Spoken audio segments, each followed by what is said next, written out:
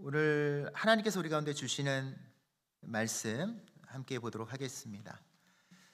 사무엘하 6장 12절부터 15절까지의 말씀입니다. 구약성경 사무엘하 6장 12절부터 15절까지의 말씀을 저와 여러분이 교독하면서 말씀을 읽도록 하겠습니다.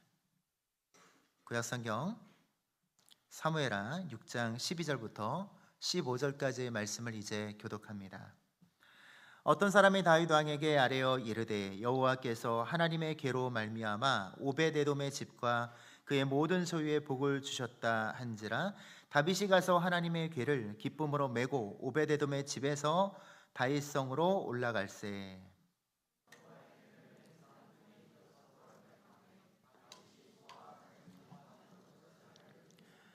다윗이 여호와 앞에서 힘을 다하여 춤을 추는데 그때 다윗이 배 에봇을 입었더라.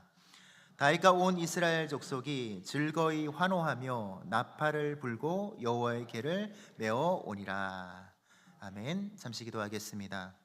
참 좋으신 아버지 하나님, 우리 가운데 기록되어 있는 성경 말씀을 통하여 우리를 교훈하고자 하시고 우리를 알려주고자 하시고 우리의 길을 지시하고자 하시는 그런 주님의 마음을 이 시간 다시 한번 기대합니다.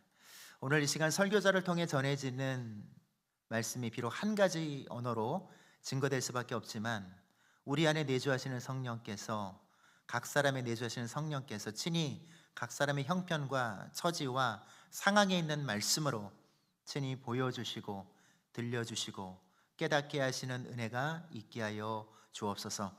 설교자는 철저히 감춰주시고 가려주시고 오직 주의 말씀만이 이 시간 남는 시간 되게 하여 주옵소서. 이 모든 말씀 우리를 사랑하시는 우리 구주 예수 그리스도의 이름으로 감사하며 기도드립니다. 아멘. 유명한 심리학자입니다. 스위스 출신의 심리학자 칼 융이라고 하는 사람이 있습니다. 구스타프 융이라고 하는, 아마 여러분 많이 들어보셨을 텐데요.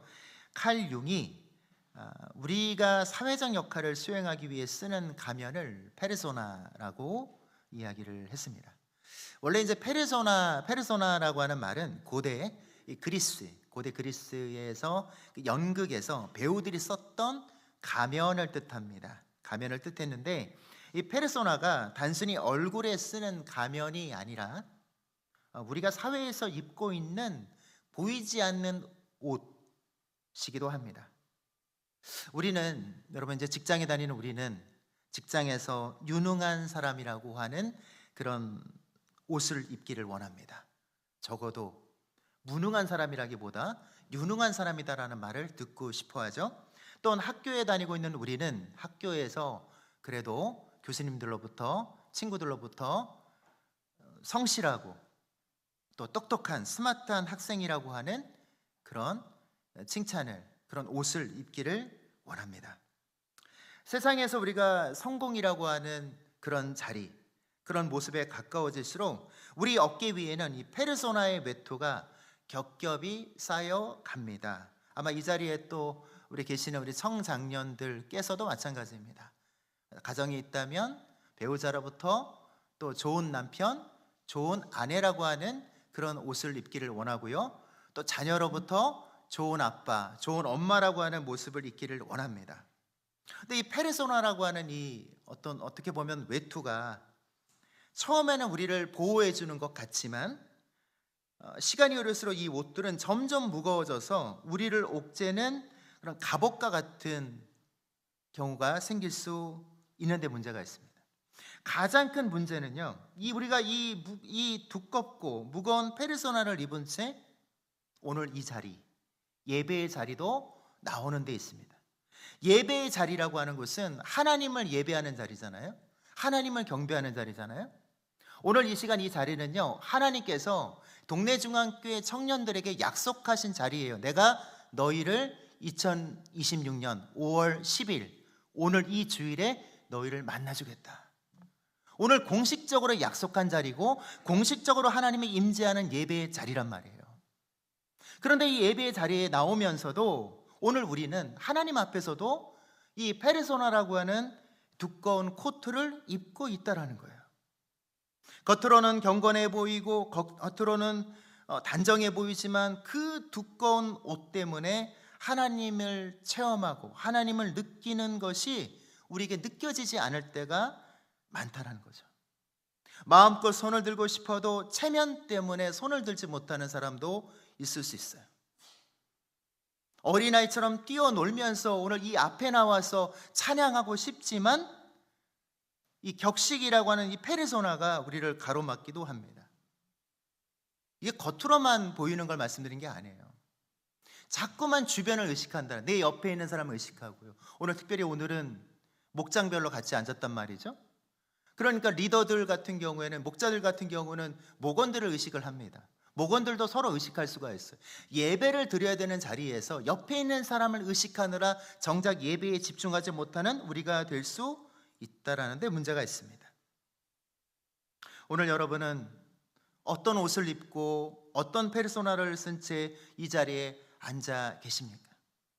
혹시 그 가면과 옷을 유지하느라 정작 하나님을 예배하는 이 자리에서 하나님을 향한 순수한 열정을 놓치고 있지는 않습니까?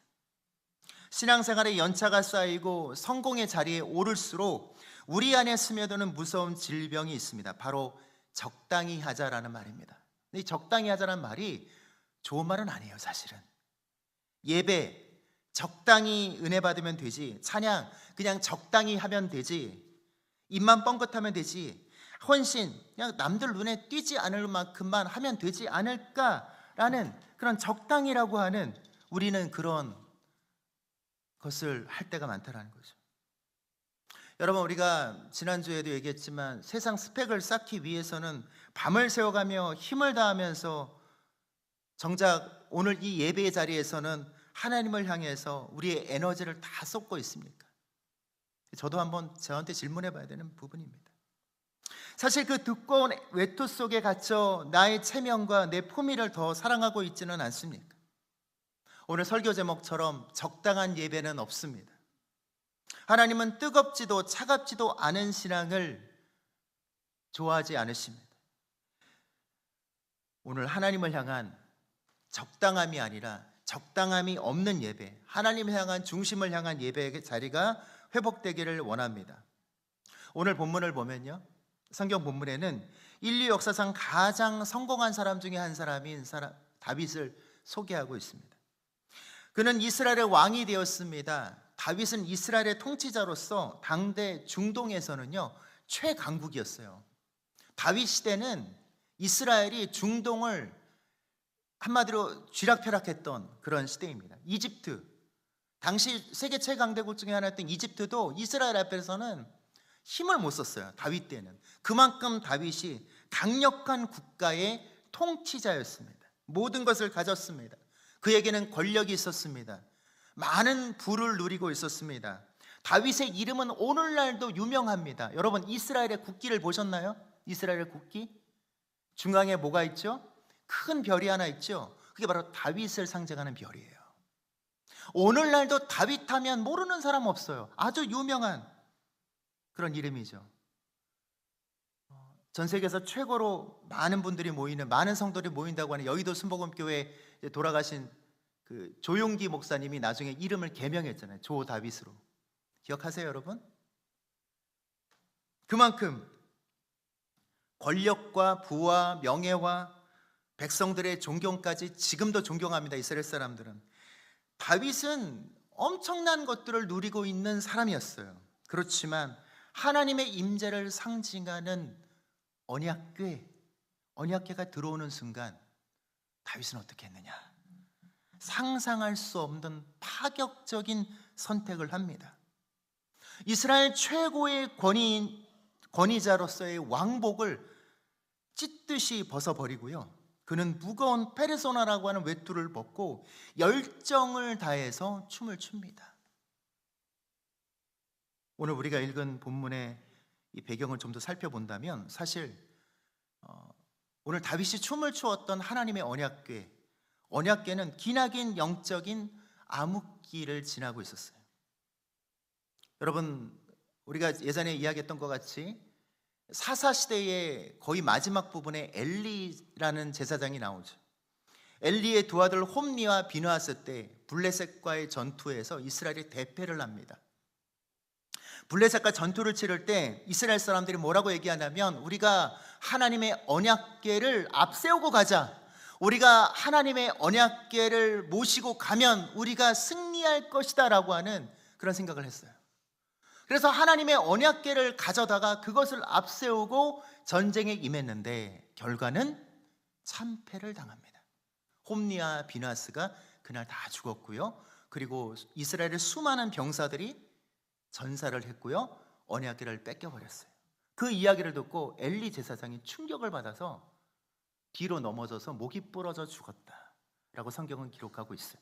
홈니 비느하스의 아이를 임신했던 그 여자도 나중에 아기를 낳으면서 뭐라고 했냐면, 이가봇, 하나님의 영광이 떠났다, 이스라엘에 더 이상 하나님의 영광이 없다라고 이야기할 정도의 큰 참사가 있었던 거죠.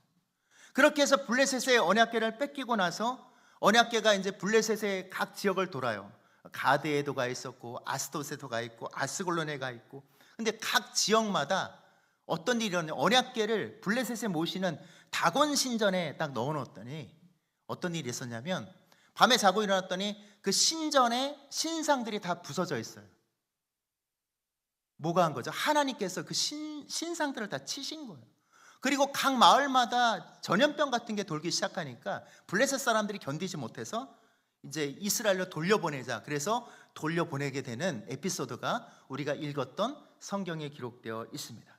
그래서 이제 그 언약궤가 돌아왔는데 그것이 그동안 다른 곳에 있다가 이제 그 언약궤를 모셔오게 된 거예요.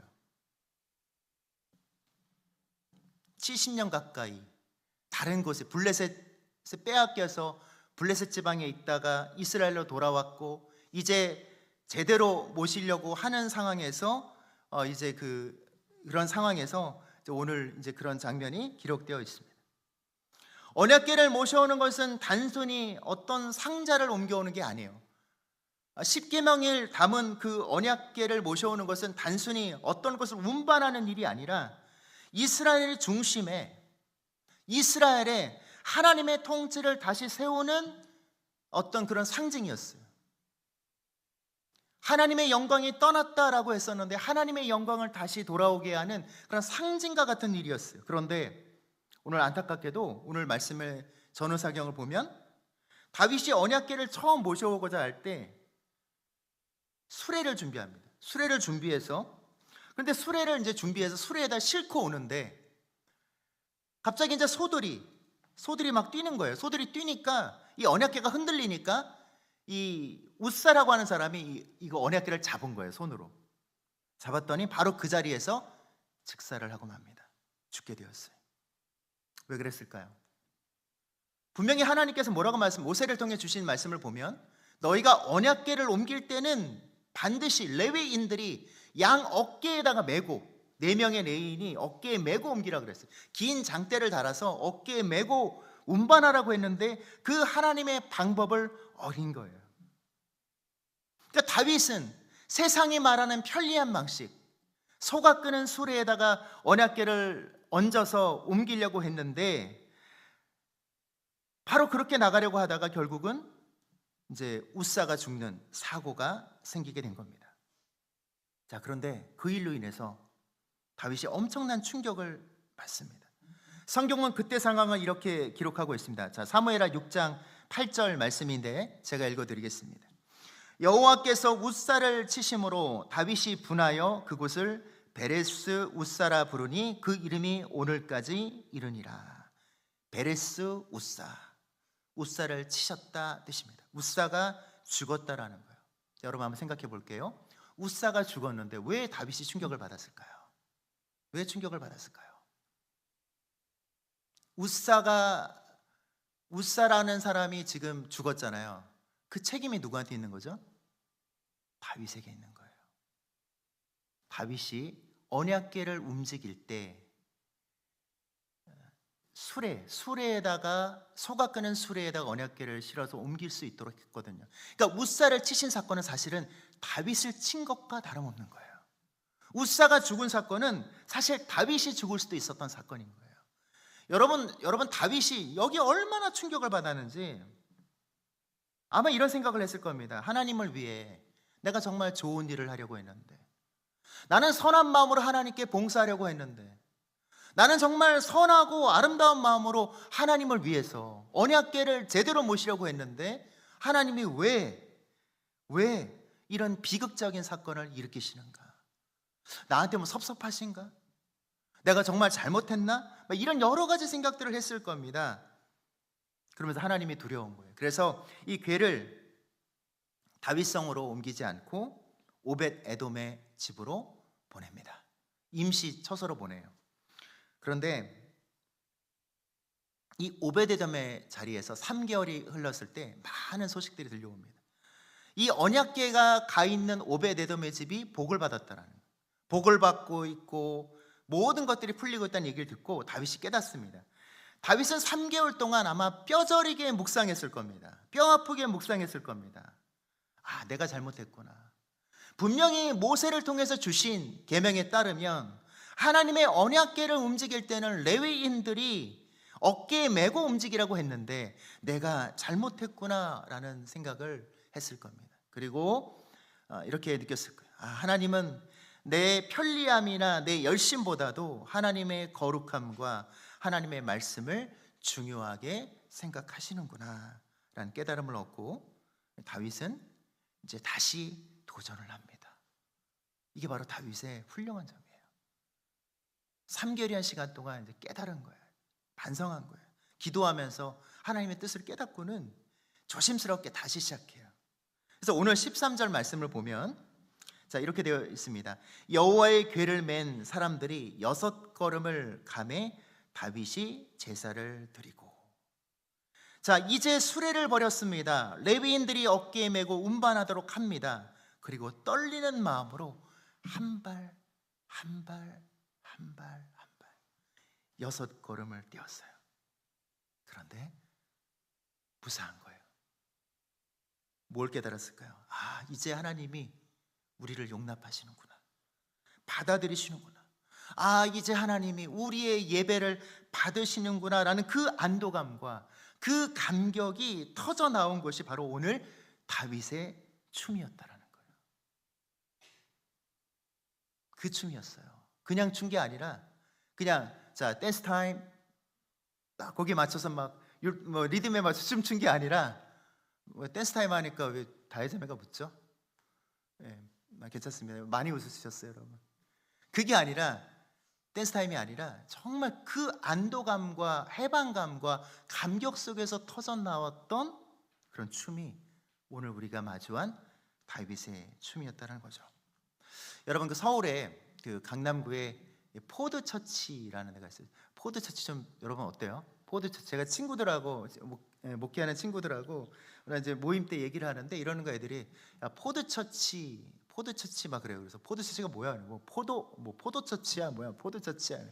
포드처치가 뭐냐면 그 이제 원유경 목사님이라는 분이 온누리교회 예배인도자 출신인데 그분이 이제 개척한 교회인데 많은 청년들이 모인다고 하더라고요. 포드처치는 퍼레이드 오브 데비드라고 하는 퍼레이드 오브 데비드. 그러니까 뭐죠?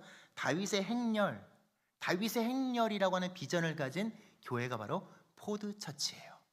그러니까 바로 오늘 사무엘하 6장에 나와 있는 이 본문을 갖고 감동을 받은 거죠. 그래서 비전을 세워서 만들어진 교회인 건데 제가 이제 그 포도처치 교회에 이제 가서 이제 그 비전을 한번 봤는데 이렇게 소개되어 있더라고요. 사무엘하 6장 말씀에 다윗이 유다 변방에 방치되었던 하나님의 법궤를 예루살렘으로 옮기는 행렬을 상징합니다. 이 시대 인생의 중심, 사회, 정치, 문화의 중심에 하나님의 통치를 선언하고 회복하는 예배의 임재를 추구합니다. 그러니까 그것을 통해서 우리의 삶 속에 진정한 하나님의 통치, 하나님의 임재를 회복하겠다라는 비전을 가지고 세워진 교회이더라고요. 여러분, 우리의 삶에도 이런 은혜가 있기를 소망합니다. 우리 예비청년교회 삶이 그냥 한 주 이 시간만 하나님 앞에 반짝하는 삶이 아니라 세상 가운데 나가서 하나님을 예배하는 삶이 되어지기를 소망합니다. 오늘 또한 볼 수 있는 것은요, 다윗의 그 예배는 힘을 다하여 드린 예배였다라는 거예요. 오늘 14절에 다윗은 배 에봇을 입었다라고 되어 있습니다. 두꺼운 왕복을 벗고 가장 얇은 민소매 겉옷을 입었습니다. 무엇일까요? 앞서도 말씀드렸던 페르소나, 왕이라고 하는, 왕을 상징하는 아주 거추장스러운 여러 가지 것들을 벗어버리고 이 순간만큼은 가장 낮은 옷을 입었다라는 거예요. 그러니까 하나님 앞에서는 왕이 아니라 그저 한 명의 예배자입니다라는 존재적인 항복을 뜻하는 겁니다. 저와 여러분에게 이런 은혜가 있길 소망합니다. 앞으로 제가, 여러분이 나중에 정말 잘 되어서 많은 사람들이 우리를 우러러보는 상황도 생기고 많은 사람들이 우리를 주목하는 생각이 생기더라도 우리가 하나님 앞에서는 예배자이기를 원합니다. 내가 조금 어떤 지위에 올라섰다고 해서 달라지고, 내가 어떤 많은 것들을 갖고 있다고 해서 힘이 들어가고, 하나님을 예배하는 것이 예배하는 척하는 것이 아니라 정말 주님 앞에서 예배자인 저와 여러분 되기를 소망합니다. 특히 여기 이제 힘을 다하여에서 보면 히브리어에 오즈라고 하는 말이 이제 써지는데, 이건 뭐냐면 정말 이게 억지로 춤을 춘 게 아니라 이 죽음의 문턱을 지났잖아요. 베레스 우스라고 하는 충격을 경험하고 나서 하나님이 우리를 용납하시는구나라는 안도감과 함께 주어지는 기쁨이 정말 생명력이 되어서 춤으로 나왔다라는 거예요. 저는 이런 춤이 되길 원합니다. 지난주에 여러분 우리 춤췄잖아요. 우리 예배 가운데 제가 우리 예비 청년교가 맞나라는 생각할 정도로 막 우리 찬양팀을 비롯해서 여기 막 앞에서 막 춤을 췄어요. 그런데 한 이후에 이제 한 친구가 저한테 물어보더라고요.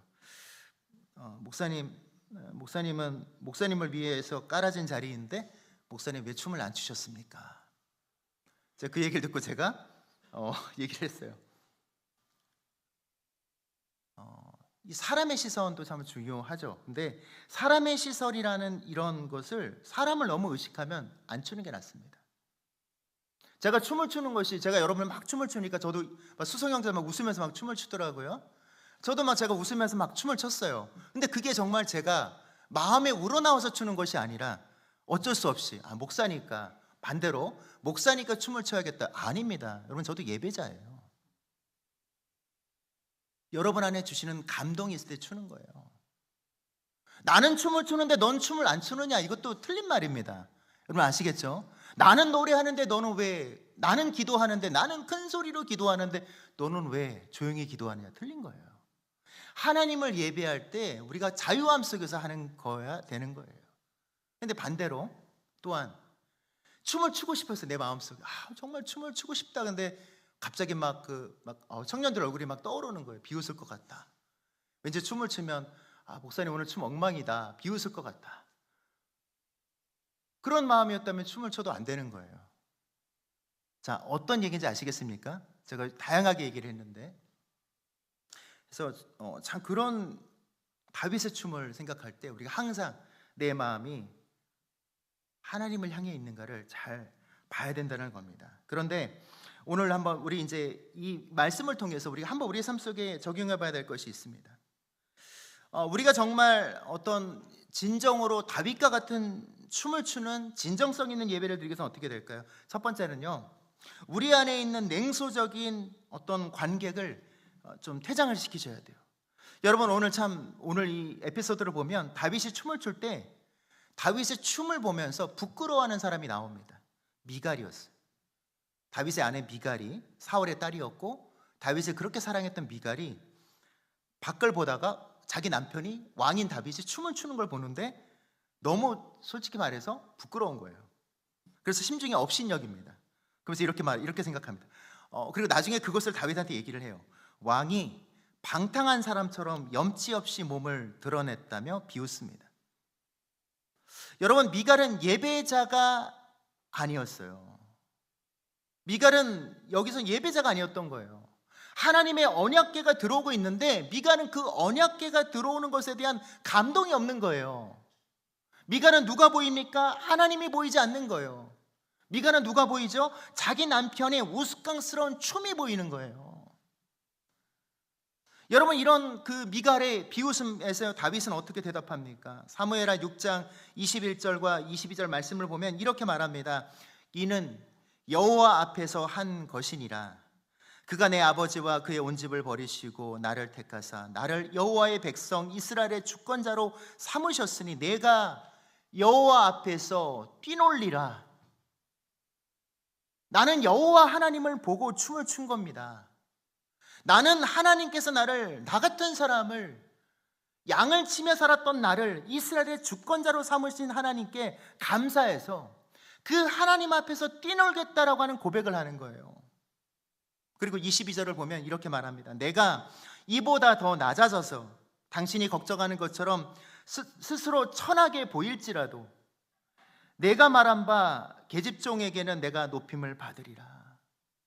내가 아무리 다른 사람들한테 우스꽝스럽게 보일지라도 나는 하나님 앞에서 더욱더 더하면 더했지, 더욱더 진심을 다해 춤을 추겠다라는 다윗의 고백, 여러분 우리가 주목해 봐야 됩니다. 무엇입니까? 다윗의 시선은 어디를 향하고 있었다라는 거죠? 하나님을 향해 있었다라는 거예요. 우리 청년 여러분들과 저의 마음이 그렇길 원합니다. 앞으로 우리가 예배를 드릴 때 우리가 예배를 드리면서 우리의 마음이 하나님을 향해 있기를 원합니다. 다른 누군가를 주목하는 것이 아니라, 분산되는 것이 아니라 하나님을 향해 있는 마음이 되기를 원합니다. 그런데 미갈은 어떠했어요?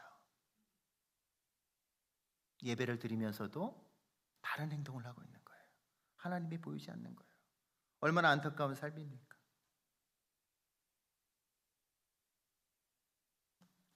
그렇습니다. 예배는 사람에게 보여주는 공연이 아니에요. 예배는 하나님께 드리는 반응입니다. 다윗이 춤을 춘 것은 우리도 예배 때 무조건 춤을 춰야 한다, 이게 아닙니다. 하나님께서 우리 마음에 감동을 주시면 춤을 추셔야 돼요. 우리 예언자매가 잔잔한 곡으로 인도하더라도 하나님이 감동을 주시면 주세요. 그 자리에서 하나님 주십시오. 오늘 바로 그 말씀을 주님 우리 가운데 주시고 있습니다. 하나님을 자유롭게 예배하는 우리가 되기를 원합니다. 여러분, 예배를 드리다가 막 눈물이 막 쏟아져 나올 것 같잖아요. 우셔야 돼요. 그러면 막 울음을 참으려고 막 휴지를 막 계속 이러지 마시고 정말 마음이 벅차오르고 그러면 우셔야 됩니다. 그 순간을 놓치면 안 돼요. 그 순간에 성령께서 우리 가운데 그런 마음을 주신다면 진실되게 반영을 해야 되는 거예요. 우리가 또한 오늘 말씀 가운데 볼 수 있는 것은, 두 번째로 볼 수 있는 것은 세상에 부여한 가짜 어떤 이름표, 페르소나를 좀 내려놓으셔야 됩니다.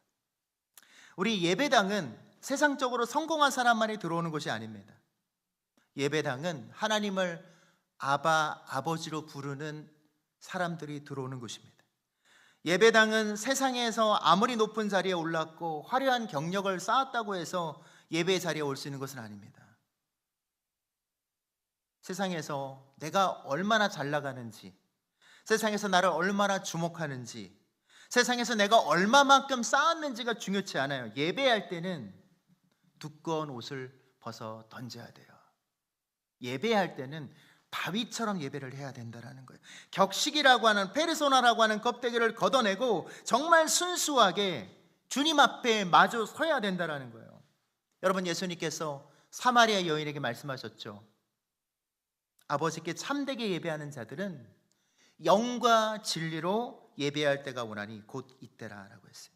영과 진리로, 영이 무엇입니까? 인스피리트, 성령 충만함으로 드리는 예배, 진리, 인트루스, 진실됨으로 말씀의 진리를 의지하여 예배하는 것, 진정성을 갖고 예배하는 것이라는 거예요. 모든 것을 내려놓으시고 예배하는 저와 여러분 되기를 원합니다. 저는 오늘 예언자매가 앞으로도 이런 예언자매 되기를 원해요. 예언이가 이제 시간이 지나면 나중에 집사가 되고 권사가 되고 나중 교회에서도 나중에 엄청난 권사님이 되겠죠? 그렇다고 해서 하나님을 예배하는 데서 달라지지 않기를 원합니다. 여기 앉아있는 우리 한 분 한 분이 다 마찬가지예요. 저도 마찬가지예요. 10년 후, 20년 후, 30년 후 우리가 더 많은 페르소나를 입게 되더라도 하나님 앞에서는 정말 어린아이처럼 뛰놀 수 있는 예배자로 서 있기를 소망합니다. 여러분, 그게 정말 중요합니다. 오늘 주님은 여러분 잊지 마십시오. 다윗이 그 엄청난 페르소나, 여러분 그 다윗의 그 왕복이 벗겨져 나감에도 불구하고 상관없어요. 언약궤가 돌아오는 것은 그 기쁨, 그 예배의 모습이 오늘 우리에게 각인되기를 소망합니다. 미켈란젤로의 그 다윗상을 여러분 아마 아실 겁니다. 이 걸작에 대해서 미켈란젤로에게 누군가가 물어봤어요. 어떻게 이런 걸작을, 명작품을 만들어냈습니까? 라고 물었을 때 이제 미켈란젤로가 이렇게 대답을 했다고 합니다. 이미 다윗이 그 대리석 안에 있었습니다. 나는 단지 다윗이 아닌 부분들, 불필요한 껍데기들을 깎아냈을 뿐입니다. 여러분, 오늘 우리가 회복해야 할 영성이 바로 이런 영성입니다. 진정한 예배자로 서지 못하는 이유가 혹시 우리가 갖고 있는 그런 껍데기 때문은 아닙니까? 체면 때문에 예배자로 서지 못하는 것은 아닙니까? 다윗은 오늘 자신을 짓누르던 왕이라고 하는 무거운 껍데기를 깎아내고 덜어냈습니다. 딱딱한 겉면을 깎아냈을 때 하나님을 향해서 춤추며 뛰노는, 기뻐하는 진짜 다윗이 오늘 나온 것입니다. 사랑하는 우리 청년 여러분, 잊지 마십시오. 하나님 앞에서 다윗처럼 순수하게 예배할 수 있는 우리가 되기를 원합니다. 여러분 중에 혹시 이 나라에 기업 총수가 나온다고 해도, 여러분 중에 이 나라에 나중에 대통령이 나온다고 해도 잊지 마십시오. 다 소용없습니다. 하나님을 정말 그 자리에서도 다윗처럼 예배할 수 있는 오늘 저와 여러분 되기를 소망합니다.